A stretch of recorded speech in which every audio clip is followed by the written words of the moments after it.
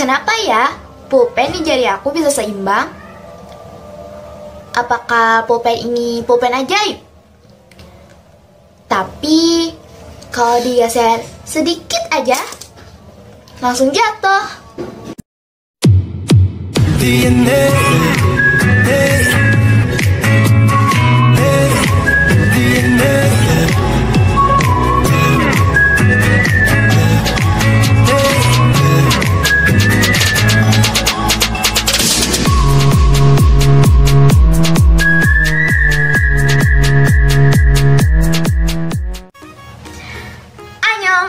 Assalamualaikum, balik lagi di channel Gina Febay bersama Gina.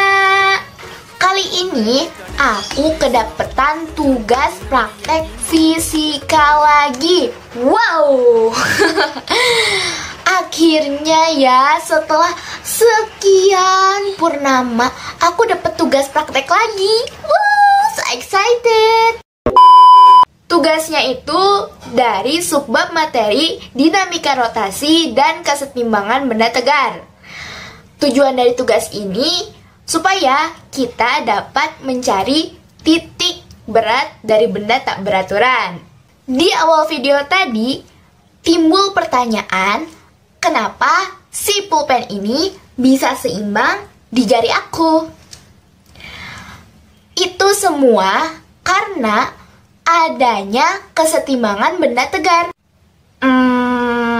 Tapi kesetimbangan benda tegar itu apa ya? Kesetimbangan benda tegar itu adalah keadaan di mana suatu resultan gaya benda atau momen gaya benda besarnya sama dengan 0.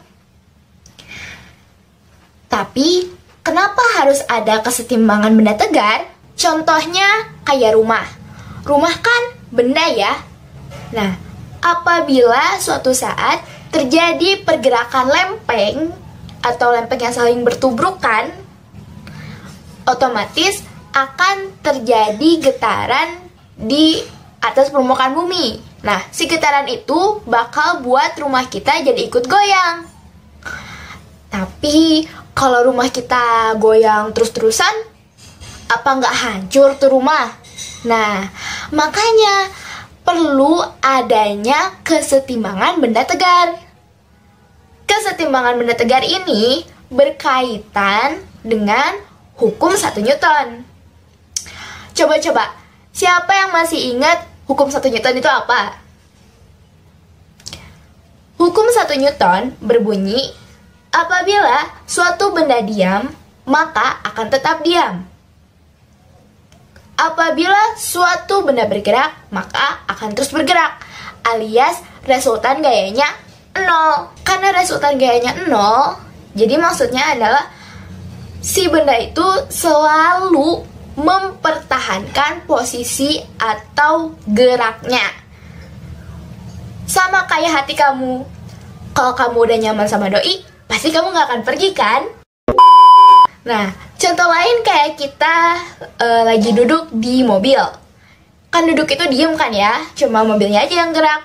Nah, si mobil yang asalnya bergerak tuh, dia kan bakal menetapkan posisi gerakannya yang lagi bergerak. Gerakannya lagi bergerak. Ya, dia lagi bergerak, dia bakal terus gerak gitu kan. Tiba-tiba sama si supir direm. Nah, otomatis dia tiba-tiba berhenti kan. Jadi kayak agak ke belakang gitu, narik. Nah, kita juga yang di dalam mobil yang tadinya diem bakal terpantul ke depan. Bakal terpantul ke depan karena kita punya inersia. Inersia itu gaya untuk mempertahankan si diam kita, si pergerakan kita, si posisi kita. Seperti itu. Nah, balik lagi ke rumah tadi. Rumah kan benda mati, pasti nggak bergerak dong. Nah, jadi si kesetimbangan benda tegar sama hukum 1 Newton itu bakal ngebuat rumah kita nggak akan goyang-goyang atau geser ke barat, ke timur, ke selatan, utara. Pokoknya nggak akan gerak kemanapun karena adanya kesetimbangan benda tegar dan si hukum 1 Newton itu. Seperti itu. Setiap Setiap benda tegar memiliki titik berat yang biasanya berada di tengah. Benda tegar, di dalam kesetimbangan benda tegar ada 3. Yang pertama, benda 1 dimensi. Terus yang kedua, benda 2 dimensi dan 3 dimensi. Dan yang terakhir, yaitu benda tak beraturan. Benda 1 dimensi, kayak misalnya contoh persegi. Persegi, cara mencari titik beratnya dengan menggambar diagonalnya. Kita gambar tuh diagonalnya dari ujung yang sebelah sini, terus ujung yang sebelah sini. Nah, nanti si titik pertemuannya itu yang di tengah, itulah titik beratnya. Terus yang kedua benda 2 dimensi sama 3 dimensi. Kayak contoh di awal tadi yang pulpen. Pulpen itu kan benda 3 dimensi kan? Nih, bendanya kita cari tengah-tengahnya. Nah, terus kita taruh di permukaan yang lain, bidang yang lain, tepat di tengah-tengahnya.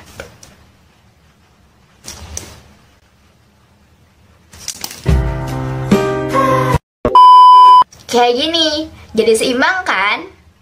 Nah, kalau untuk benda tak beraturan, kayak gimana ya nyarinya?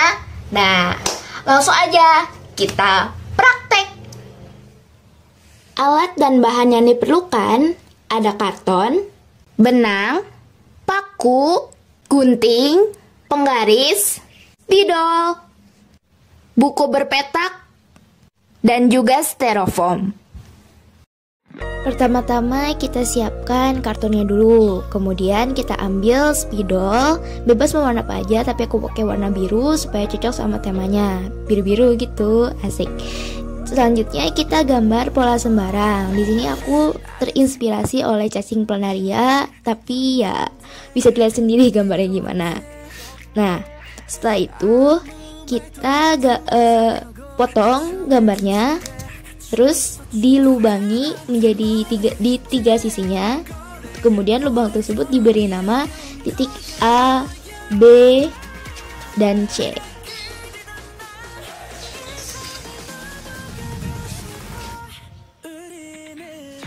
Setelah itu kita ikatkan benang pada titik A. Jangan lupa ikatnya yang kuat supaya nggak lepas. Nah, nanti di ujung satunya kita ikatkan dengan paku, yang nantinya paku tersebut akan ditusukkan ke styrofoam yang sudah kita sediakan sebelumnya.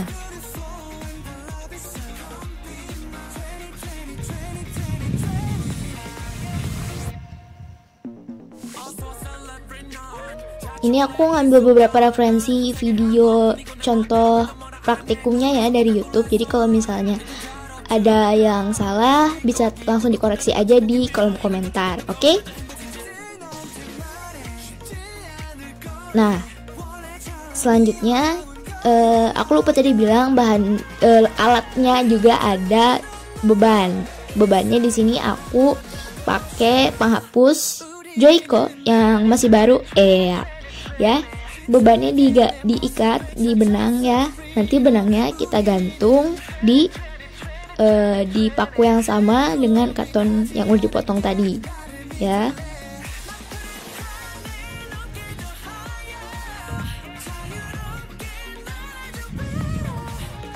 Nah, kalau udah lurus, kita kasih tanda titik di kartonnya. Sekali lagi, kalau aku ada salah bisa tolong langsung dikoreksi aja di kolom komentar.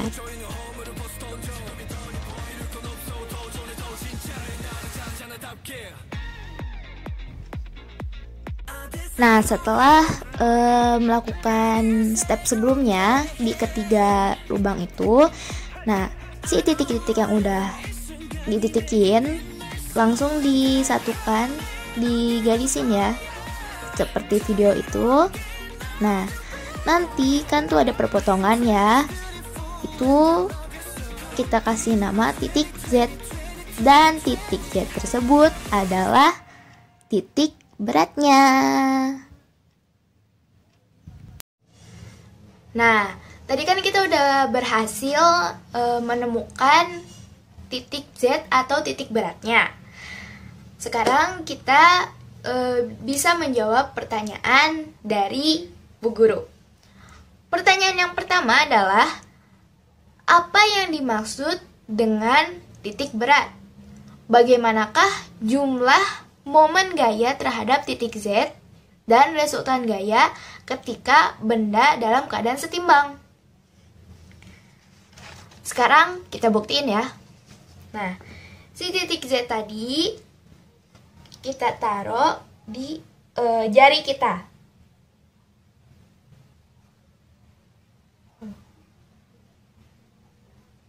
Wih.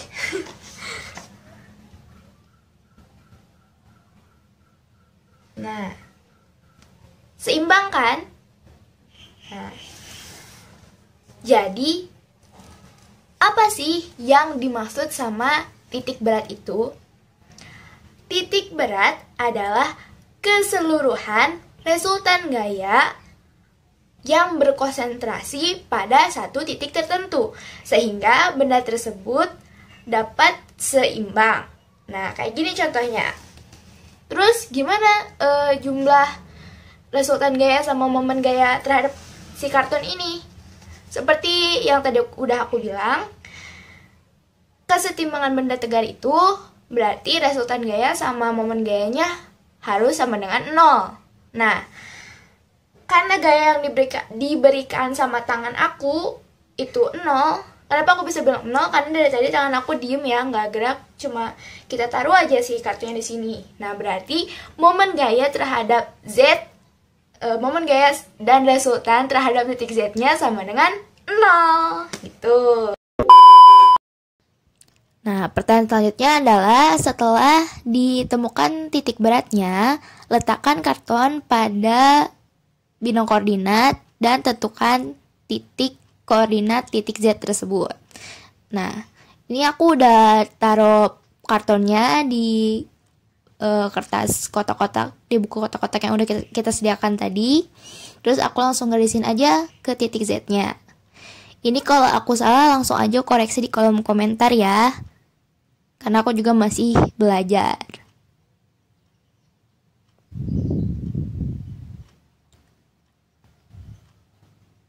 Bisa kita lihat di X-nya itu titik koordinatnya sama dengan 23. Sedangkan untuk Y-nya sama dengan 21. Jadi titik koordinat titik Z adalah 23,21. Seperti itu.